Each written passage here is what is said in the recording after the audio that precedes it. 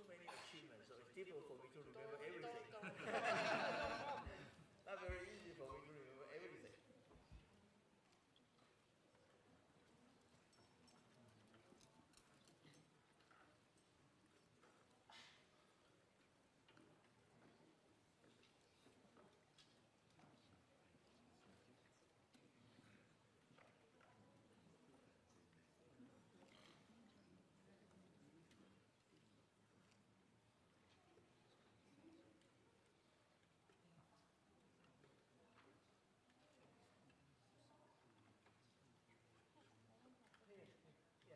Now please join me in welcoming the host today, Professor Chen Wenzhang, the President of National Taiwan University, as they take the stage to give us an introduction about our speaker today. Thank you. Yeah. Thank you. Yeah. President Lisa Su of the Advanced Micro Technology and distinguished guests of faculty and the students. Good morning. Good morning. It's my great pleasure and honor to welcome Dr. Lisa Su of AMD to give the NGU Lawyer Palm Lectures today.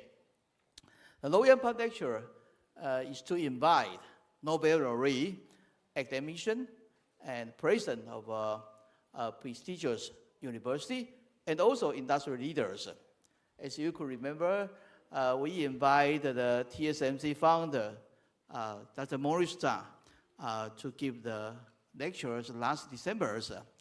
Yeah.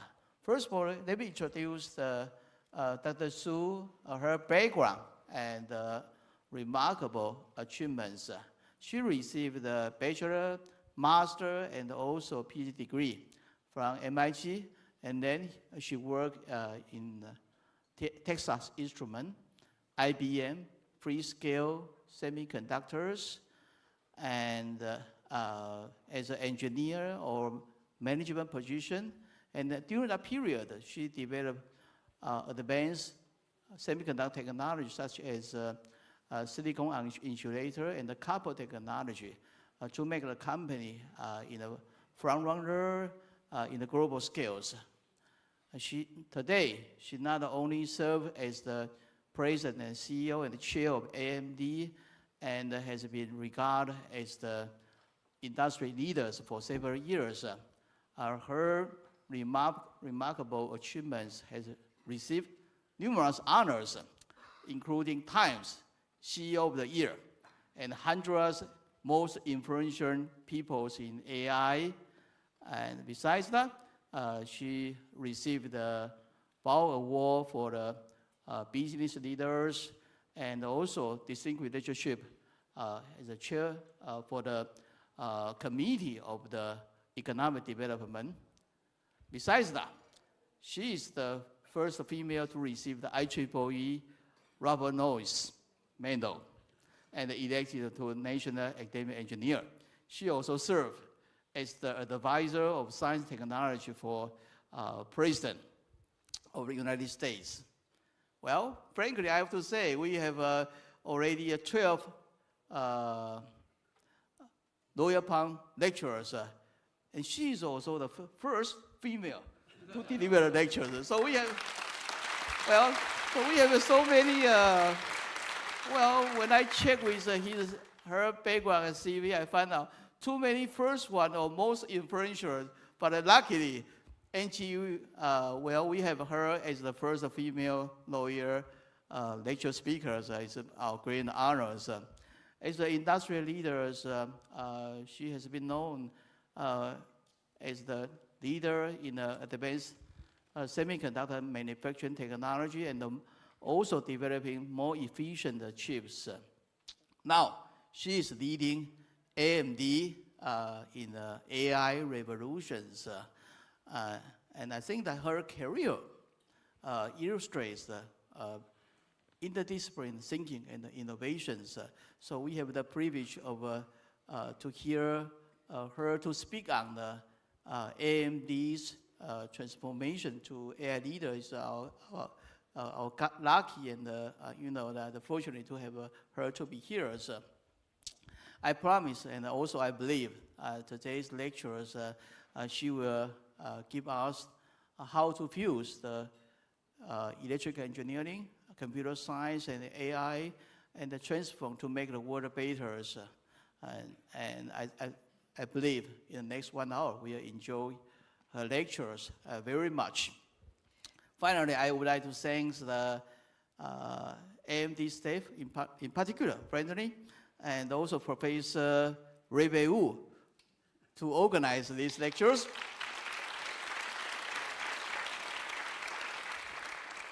And please join me to welcome Dr. Lisa Su to give the speech and also speak on in the case of the AI, the AMD transformation to AI leaders. Thank you. And we have a quite different, speech or speaking on her topics, because when I check with the audience and the pre-registered audience, their questions, there are too many. Well, actually, when we make an announcement on her visiting or speech in NTU, and we limited to 500 audience in these lecture rooms, and it was all registered in about 1 minute.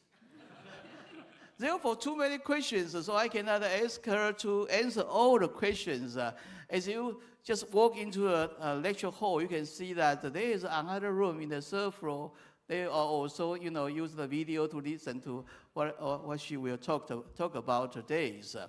So therefore, we will use different kind of, the fireside chat for her speech. Although she will accept some questions from the students, during the, the break, after about the 10 questions when I chat with her, okay? And finally, she will accept some other questions, and also that, I think she's very easygoing, as you can see when you walk into the room, so probably after the lecture, she could, speak with some students and take photos.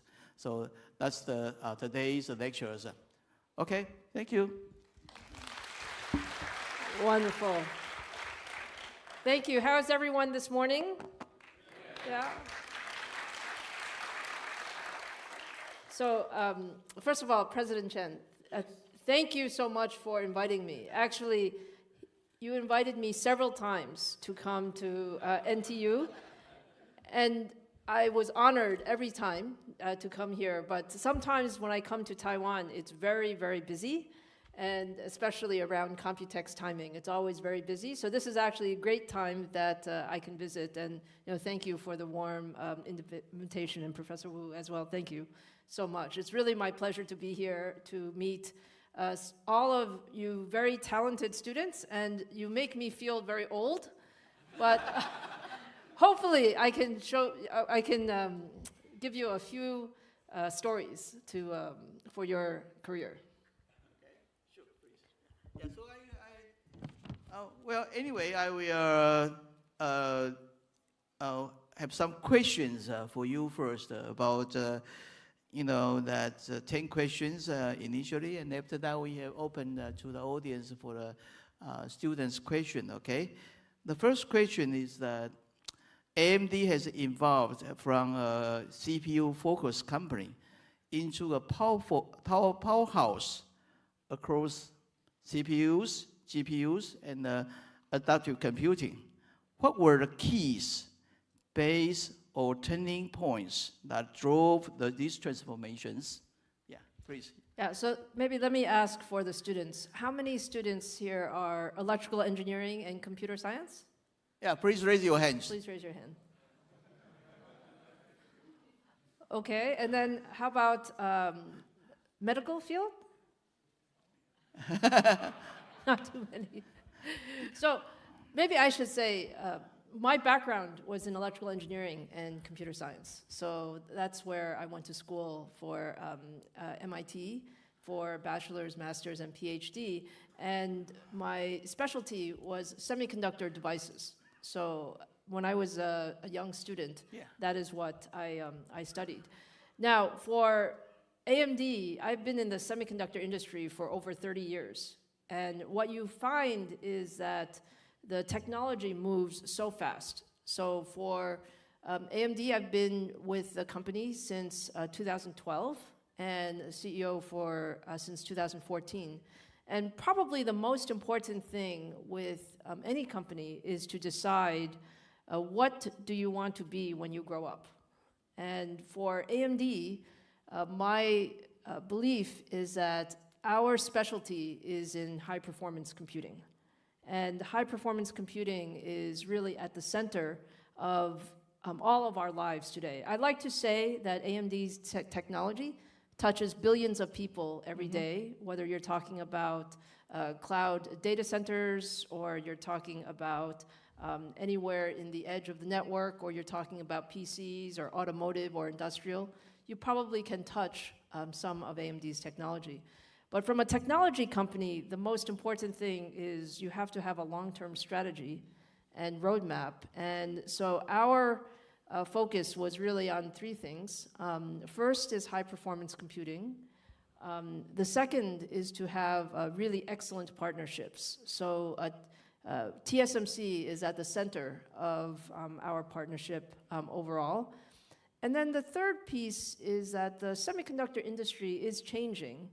And many of you have heard that Moore's Law is slowing down and changing.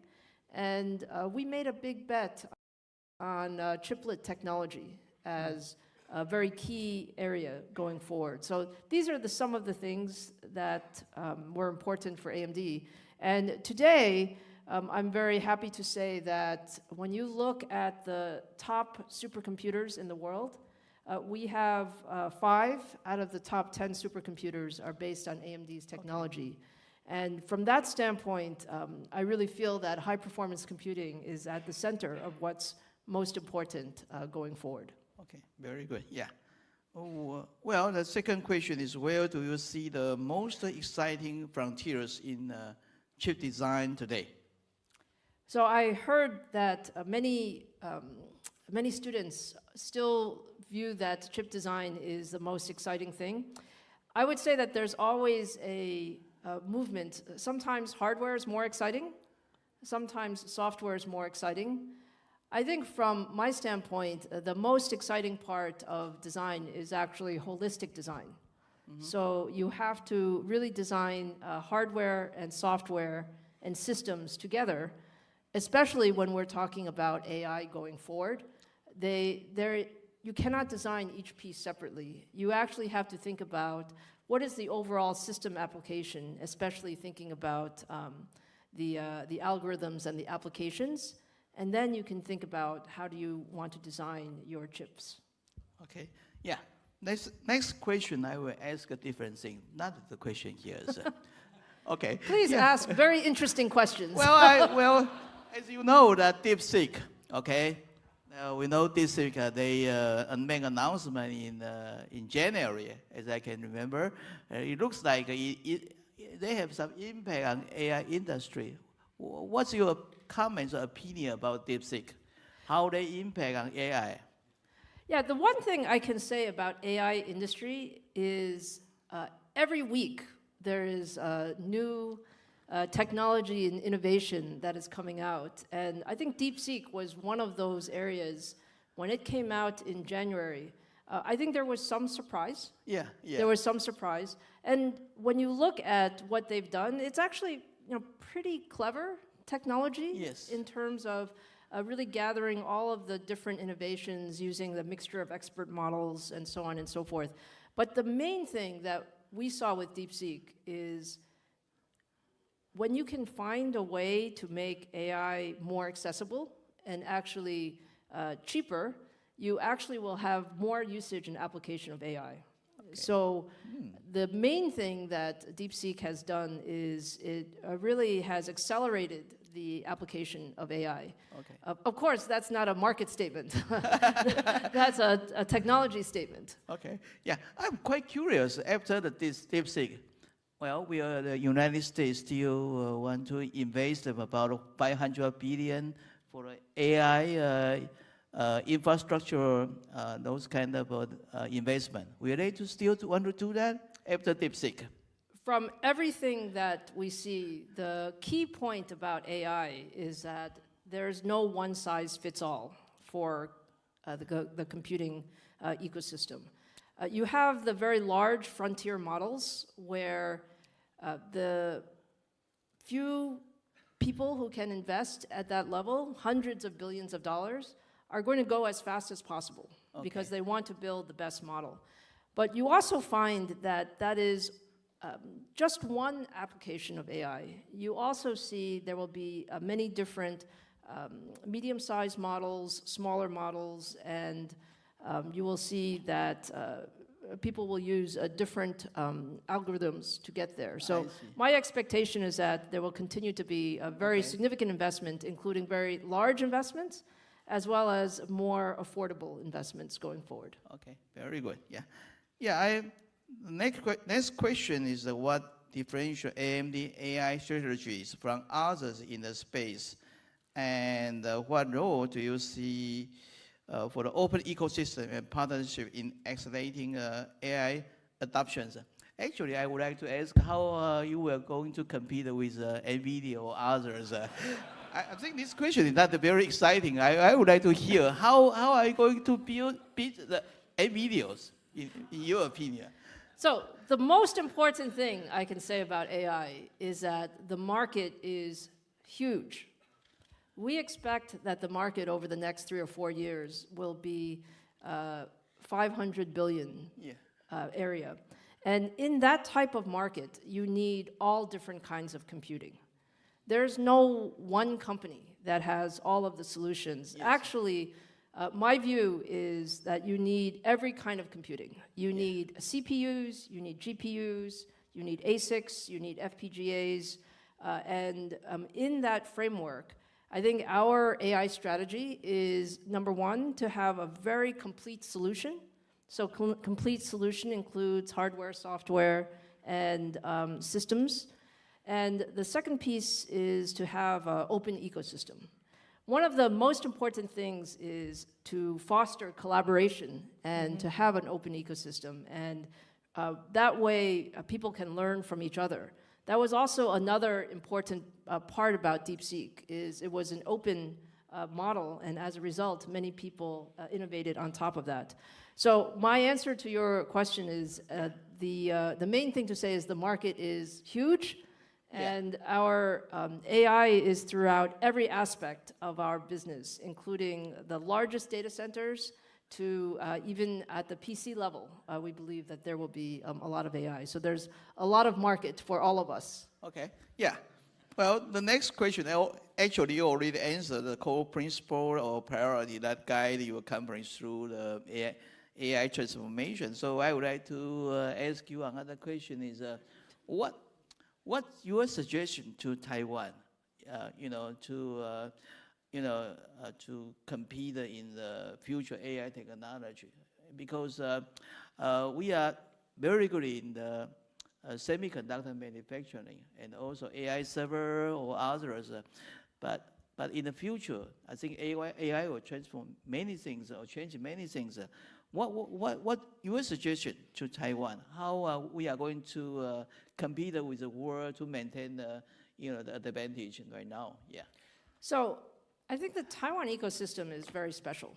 And when you look at the Taiwan ecosystem, starting from the TSMC ecosystem, which really has built this incredible manufacturing capability, and then including all of the ODM, OEM ecosystem, manufacturing ecosystem, design ecosystem, and I think more investment on the software and system side will come in. From an AMD standpoint, we're very proud of our team here in Taiwan. It's a very important piece of our overall R&D. But the other thing I would say is, in this world today, the ecosystems are very interconnected. And from a United States standpoint, I think we do rely on a lot of the Taiwan manufacturing ecosystem, and trying to build resilience into that ecosystem is important. Okay, yeah, I see, yeah.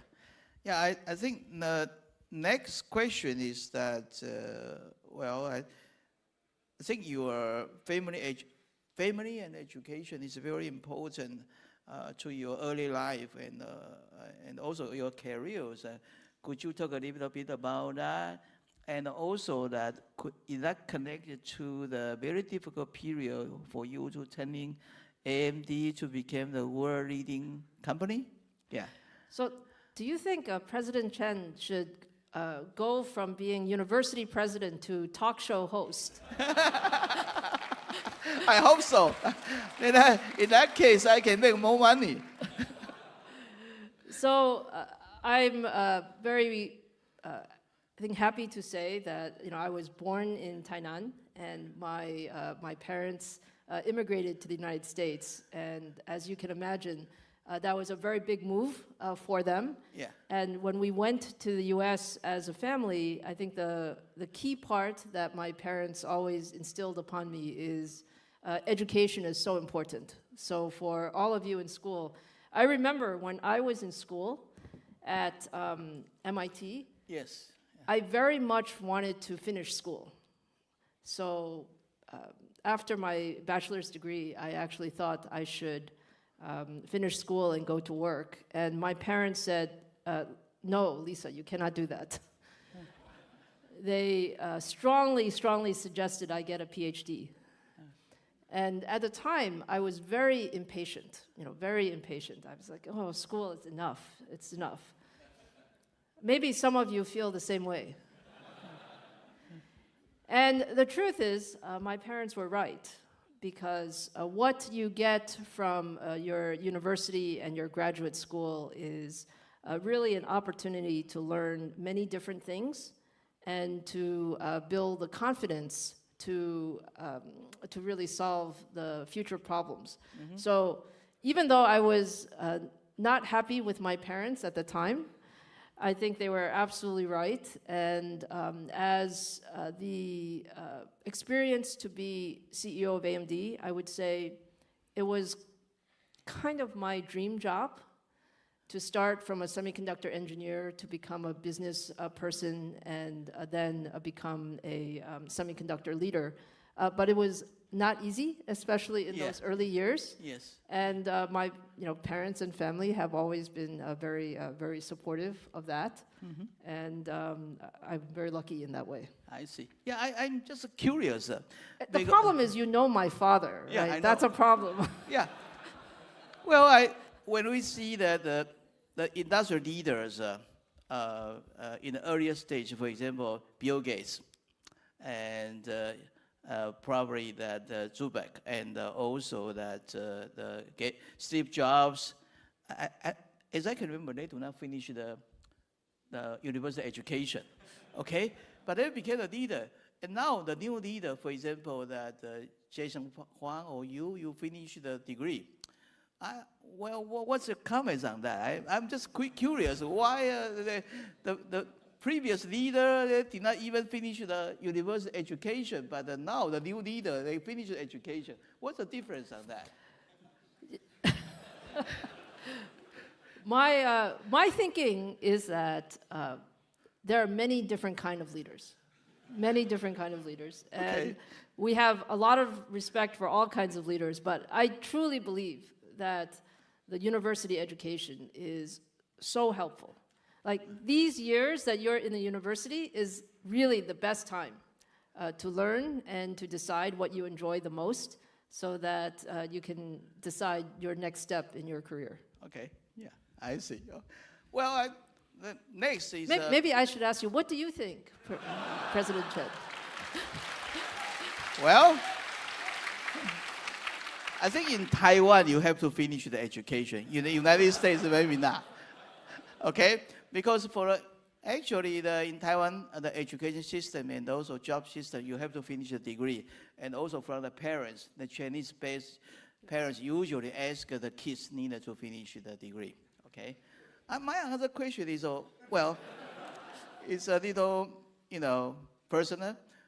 I know you and Jason you are the relatives. Do you exchange the idea or that idea on the running the AI company, or you run individually? Have you ever exchanged an idea with him? I'm sorry. Yeah. First of all, I have tremendous respect for Jensen. Okay. Tremendous respect. I think as a founder of NVIDIA, he has really built an amazing company. I would say that we run independent companies, though. So probably as a semiconductor industry, we do have a semiconductor industry association in the US for where all semiconductor companies are there, and together in that forum, we would exchange some ideas. Okay, yeah. Well,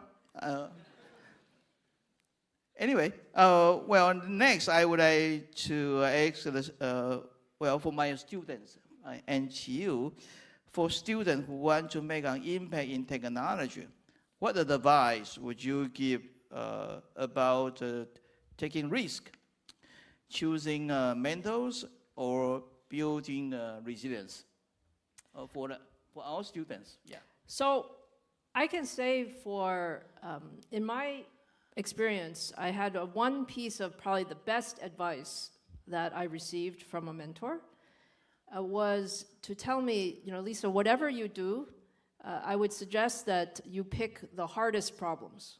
So the advice they gave me is to run towards problems. And actually, I think that's the best advice that I can give students, because there's so many interesting things to do in the world. Choosing a project or a problem or a company where you can make a big impact, you will learn so much and be able to contribute so much. And I can say for sure that I learned the most from the biggest mistakes I made. So mistakes are not a bad thing. Mistakes are actually a good thing, because you can learn from those lessons and be better in the future. Oh, yeah, that's a very good advice. Yeah, I remember when I submitted my first paper in NGU, it was rejected. And I take a look at the comments. I found out I really did not, see the experiment data carefully. Then I revised my manuscript, submitted to a beta journal. It was accepted. Well, sometimes we learn from mistakes. So now we open the question to the students. Only the student can raise a hand, okay? Student, please, yeah. Is there a microphone? Good morning, Dr. Su and the President Chen. My name is Jishan Ling. I come from Department of Political Science. So in September 2023, there was a book from Columbia University Law School, Digital Empires, described the three basic model of internet world: rights-based from EU, and also market-based in United States, and state-based from China. So throughout 2023 to 2025, we're seeing a lot of development in AI. So my question are two questions. The first one is regarding EU model, rights-based, a lot of regulation. Do you think the regulation right now published will hinder the innovation in Europe? And the second question is that what is your evaluation of the United States political environment right now, especially the AI policy between Biden era and the the second term of Trump era? Thank you. Okay, thank you very much. Yeah, please, yeah. Oh, political science is not the easiest question. Technology is actually a little easier. I think I would maybe not talk about the individual countries, but I would talk to you a little bit about my thinking on AI. Because AI is such a new technology, if you think about the last few years, we're all learning together, and countries are learning, companies are learning, individuals are learning. The initial thought process is AI could be quite dangerous if it's not fully, if they're not good guardrails. However, you also have on the other side, you don't want to stop innovation. And from my standpoint, I think AI is the type of technology where we have to innovate and go as fast as possible. and understand that there does have to be regulation, but not too much regulation so that you slow down the progress. So in general, that's my philosophy. And I think when you look across the world, I think people are recognizing that. People are recognizing it's a very dynamic time. So I said every week, sometimes every day, something changes. But generally speaking, I think countries that embrace technology are going to really benefit from it, and many countries around the world are all building their AI policies. Okay, yeah, thank you. Any more questions? Yeah, please, yeah. Yeah, we need a female to ask the questions, yeah. Yeah, here is the model, so please, yeah. Oh, hello.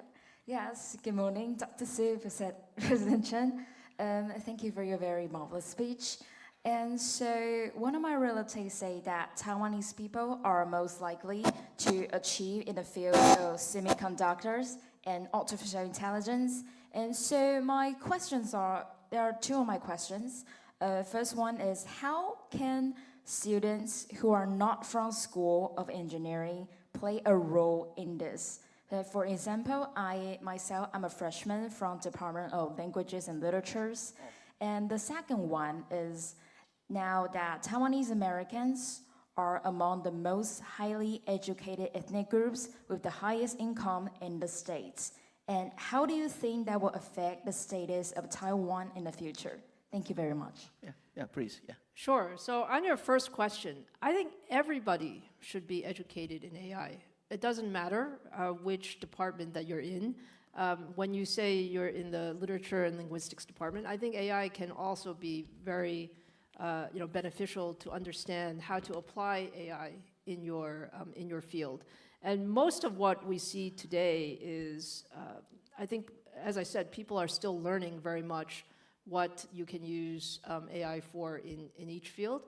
So we talk a lot about the development of AI, but there's also a whole field on the application of AI, going forward. So I would certainly encourage all students to do that. And then your second question about Taiwanese. Can you say again? Taiwanese Americans are among the most highly educated ethnic groups with the highest income in the States. And how do you think that will affect the status of Taiwan in the future? Oh, I'm not so sure that I can say that, but I will say that I think Taiwanese Americans and Taiwanese in general are extremely hardworking, and really thinking about how to contribute to their fields and their professions. And I think that's something that we can be very proud of. Yeah. Although some people say that I'm more American than Taiwanese, but I'd like to think I'm Taiwanese American. So, yeah. Well, if you check the signature from Lisa outside, okay, she write her name better than what I write by myself. It's incredible. When I see when she write, that her names, it's unbelievable. Because as you know, she left Taiwan at the age of 3. It's very difficult that he learn Chinese. Anyway, any more questions? Yeah, please. Yeah.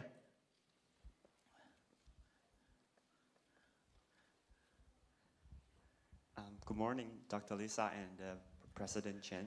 And as I know, AMD has experienced through many highs and lows.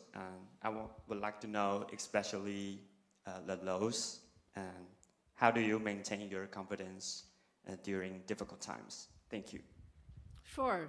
So probably the most difficult time for AMD was when we had to really, when I started, it was in 2014 timeframe.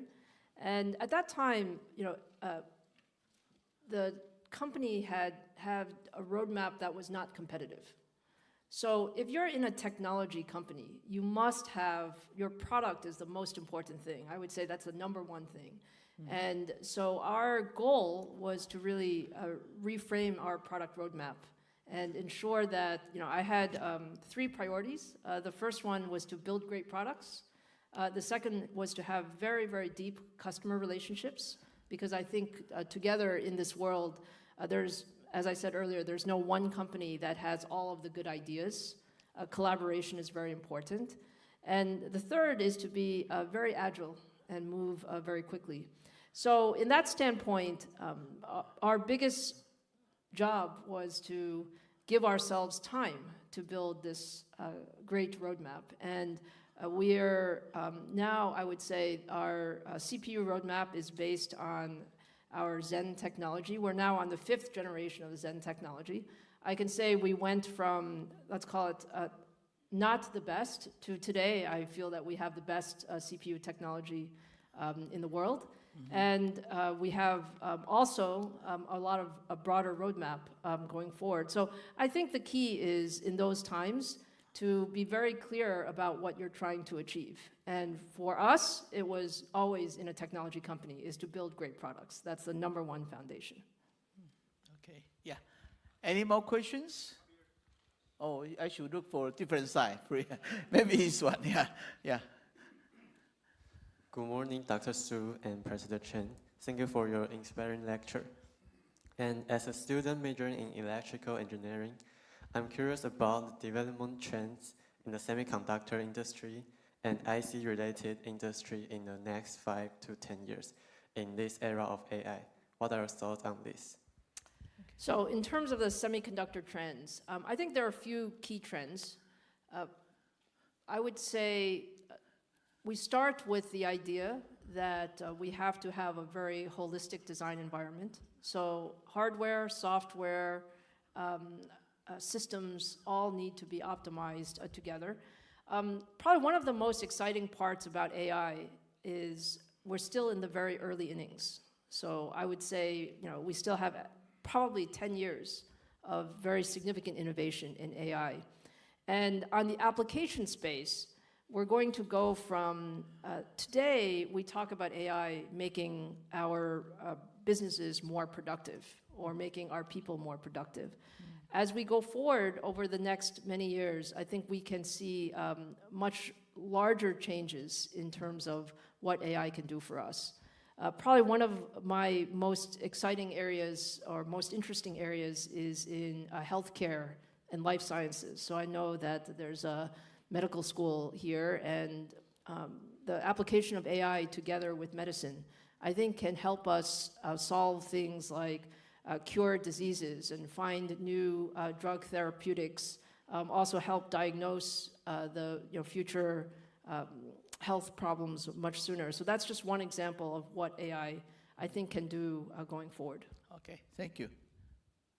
Well, there are too many questions. Yeah, maybe from the female, please. Yeah, and then you. Okay. Yeah. No. Another one. We give our female students one more chance. Yeah. Thank you, Dr. Su and President Chen and all the guests here today. I'm Yvonne.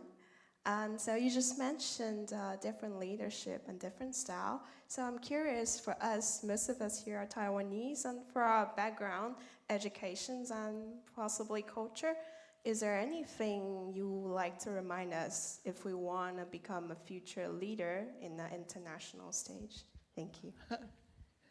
Well, such a deep questions. I would say the following. I would say that I would encourage you to be very ambitious in what you would like to achieve. So the most important thing for either young students or early in your career is you can do anything. Okay. So have a very big dreams, and if you tell somebody or tell people, tell your colleagues or your managers or your future mentors, people will help you to achieve those opportunities. So that's one of the things I would say, because sometimes I would say for Taiwanese or Asian people, we are sometimes a little shy. Yeah. Maybe. Yeah. Not President Chen. Oh, no. I have a question for you based on her questions. Okay, Well, actually, more recent, when he ran the TSMC, in the beginning, he told his employee, one day, we will exceed Intel in the future. At that time, nobody believed him. It's around maybe around 1990 something to 2000. He strongly believed one day he will become the most important company in semiconductor in the world. Okay, and when you talk about you want the student or employee to challenge the most difficult questions, I'm quite curious about that, because for me, I always want our student to challenge the most difficult questions. Then he can, extend his potentials. When you run the AMD and you ask your employee to challenge the most difficult question or reach the goal, for example, you want to be the #1 in the world, how you make this kind of motivation for your employee to do that? That's why I'm curious, because it's simple for me to drive our student or faculty to become for example, the #1 in the world or top university in the world. It's very difficult for me, so I'm quite curious about that. Well, I would say that when you have the right people are very important, because not everyone has the same motivation. Some people are motivated, for their project. Some people are motivated to start a company. Some people may be motivated for other reasons. At AMD, we try to have the right people to build that team. And for our engineers, back to this question when we started, we wanted to build the best. That was our ambition. But we also thought we should be very realistic, that you cannot go overnight from not competitive to be the best. So you have to build a plan to do that. And I think that's what we were able to do. But engineers basically love to solve problems. Okay. We have to give them good problems to solve. Good objective and a good plan. That's right. Then how about incentive? I remember Jason Huang, when his company is small, he always say, one day our stock price will become hundreds, and he will do something. And after that, he became more than 1,000 before, he divided his stock. Do you have such kind of, incentive motivation to do that when you talk about with your employee? I think we're all motivated by seeing success. And success comes in different ways. Success comes in recognition of the product. Success comes in great people wanting to join the company. And yes, success comes in revenue growth, which leads to market share growth, which leads to stock price growth. Okay. But I do not predict stock price. It's very difficult to predict stock price. Yeah, I like your answer, actually. We have many other things than money or stock price. Yeah, that's the other kind of motivation to then become proud of his own company. Yeah, I think that's very important. Yeah, any more questions? Oh, well, maybe we should look this side. Yeah, please, yeah. Dr. Su, thanks for your speech. And I'm a PhD student in political science, and last time Dr. Morris Chang come here and gave a talk, and he mentioned that a PhD degree isn't that important. But however, you hold a PhD degree, so I want to look for your view that the impact of PhD on your career. Thank you. Yeah, well, first of all, we all love Dr. Morris Chang. So he is an icon for everybody in the semiconductor industry. So I cannot contradict him. But my personal opinion is a PhD is actually pretty useful. That's my personal opinion. Because you get to work on some problem. During your PhD thesis, you work on some problem that nobody else is really working on in the world. And that gives you a lot of opportunity to explore much broadly than sometimes in a company you become much more focused. So I actually think PhD is pretty useful, but it's different for every person. Yeah. Well, maybe we, please. Yeah, maybe this. Oh, that side? Oh, please, I'm sorry. Yeah. Maybe we shift to different locations. That one, yeah. Hello. Morning, Dr. Su and President Chen. As Dr. Su mentioned before, it's like graduate school training is different from the undergrad school, all the stuff. And then I was just curious about what top 3 things you think as an engineering student is the soft skill or hard skill that we should learn from the graduate school. And then the other thing is that I want to ask about what is the mindset about when you're having setbacks in rock bottoms? What keeps you keep going? Like that not just in the companies, about life, about everything that happens to you. Thank you. So the top, you said soft skills. So I would say a few things. One is, you really have to think that the world changes very fast. So it's important to be actually quite agile in your thinking. Maybe today you think this is the right path, but you will learn something every day. And I have a big philosophy that says you need to continuously learn all the time. Like every day you're going to learn something new, and you can decide how you might change your path. That's something that I use very much, and I would suggest that that's an important, you call it soft skill.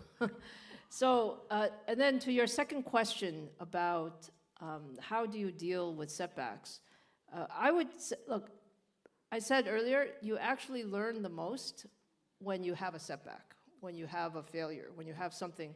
Like I can tell you so many examples of my setbacks, but my advice to you is you can be sad for just a short time. Of course, we're all human beings, right? So if you have something that you're working on that didn't go the way you wanted to, you might be a little bit unhappy, but only for a very short time. And then after that, you learn and you get really focused on your next thing. Okay. And I think that's the key piece. Okay, so probably we have final 2 questions. Okay, yeah, please. Oh, well, there's too many. Let me see. One, shoot. Well, too many selections. Maybe one from here and one from here, please. Okay, yeah. Yeah, please, yeah.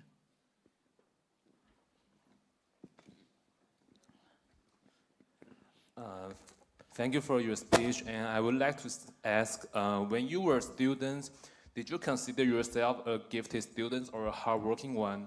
And your opinion, which is more important, talent or effort? Thank you. Okay, I can say for sure, I'm just an okay student. Okay meaning pretty good, but not A++. Maybe like, sometimes A-, that kind of. I actually think everyone is different. Everyone is different. Yes. And the most important thing is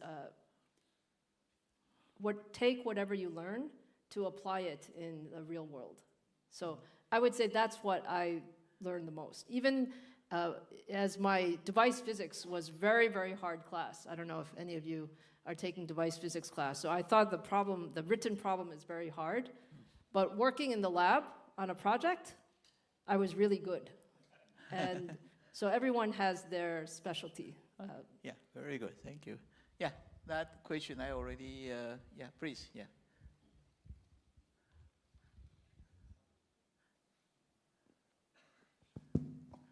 So thank you, Dr. Su and President Chen. So given that AMD only have around a third number of employees than that of Intel, and only roughly similar to NVIDIA, do you have 3 to 5 strategies, principles, or anything for you to kind of decide and manage uncertainty? Because just now we mentioned that the semiconductor semiconductor industry is changing very fast, and there's AI coming in the very near future, even happening right now. And so, what are the strategies and principles to stay competitive yet innovative, and also stay agile, while also maintaining the most profitability and sustainability? And my second question is that, do you, like, for AMD, do you always compete head-to-head with other companies in the same industry? Or do you, like, how do you identify a new blue ocean for AMD to have a nicer, you know, business and also largest profit? Yeah, thank you. Yeah, so very long question. So your first question about you know, number of people and the strategies. Let me say one thing. I'm a big believer in, it's not the number of people that you have for anything. For, you know, if you think about a company or if you think about a project, it's not the number of people that you have. It's, do you have the right people to do the things? Yeah. So when I first started at AMD, we had 8,000 people. People used to say, oh my goodness, you're so small compared to Intel. Actually, at that time, I think Intel maybe had 10 times the people of AMD. And they said, Lisa, you're crazy. Why are you doing that? You cannot possibly win. And I said, really? Why do you say that? I actually don't feel that way. I don't feel that it's a number of people. I feel that it's the right people with the right project, with the right focus and the right vision. And to the point about how do you optimize, I think everyone has, you know, in your mind what you can see as your path, and every company's path is different. So I think from my standpoint, and you know, maybe since this is the last question, I will make it a little bit broader. We are incredibly lucky to be in this technology field. I hope all of you feel this way, because, you know, we're working on things. What I really enjoy about what we're doing in technology is the technology that we're working on is touching billions of people every day. It is having an impact on people's lives. It will make companies better. It will make your life better. It will make our future healthcare better. It will make our future sustainability better. From all of those aspects, we're very lucky to work on this type of technology. And so we have to find, you know, what is it that we're going to do best? And for us at AMD, it's around high performance computing. I don't believe that we can do everything. So, but I do believe that in high performance computing, it can have a very wonderful impact on people's lives, and you know, that's what we choose to do. Okay, yeah. From the fireside chat, I found out you are the better person to be the NTU president than me. You should be the president of NGU, not me. I think you are a great president of NTU. I'm an okay person.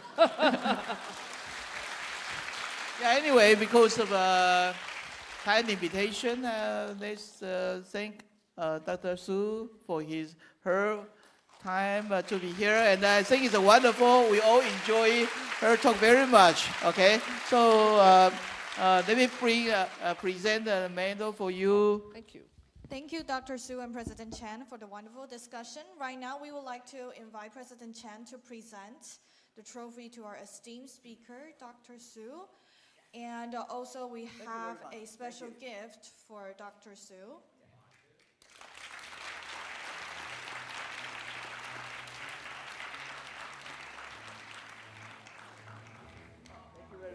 Thank you. We have a special gift for Dr. Su. It's a NTU Special Edition baseball jacket. NTU.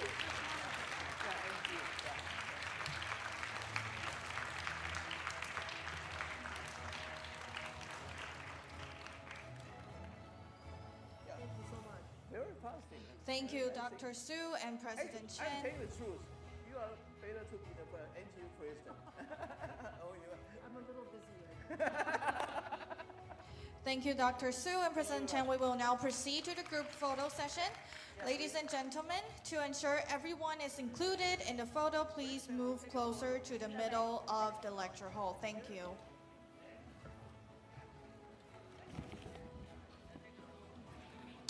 Our photographer will be over here on the stage. Please look at the camera.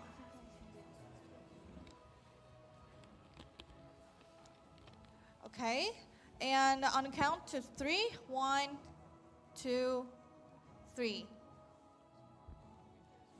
We will be taking another one. Please give us 5 seconds of your brilliant smile.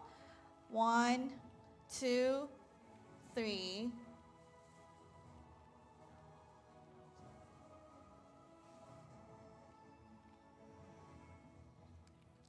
Five more seconds. Thank you very much. 5 more seconds for your brilliant smiles. 1, 2, 3. Are we good? We good? Okay. Thank you very much, ladies and gentlemen. I would like to invite you again to give a round of applause to our esteemed speaker, Dr. Lisa Su, for sharing her valuable insights with us. Right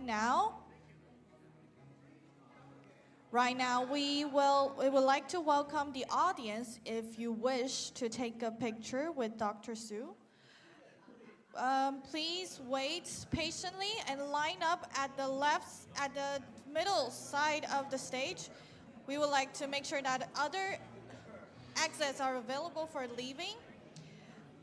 接下来我们会开放合照时间，但是请在舞台前方走到依序排队，以利其他人离场。要离场的贵宾，请从右侧和3楼2侧门离场。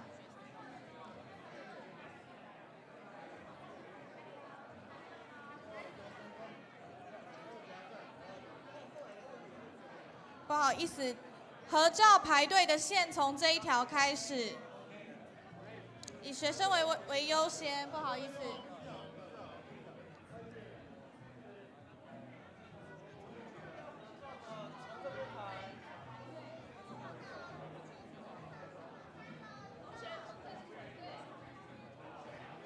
你是定位点吗？你要站这里吗？要往上排。不好意思，要合照的同学，请因工作人员引导，从定位点开始排队。然后我们开放5位一组拍照。4楼同学想合照的话，请从3楼的门入场排队。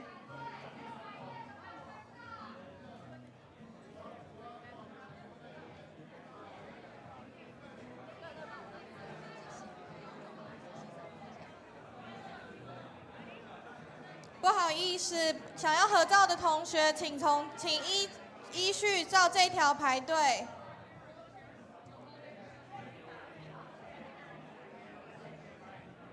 同学，请帮我往3楼那边走。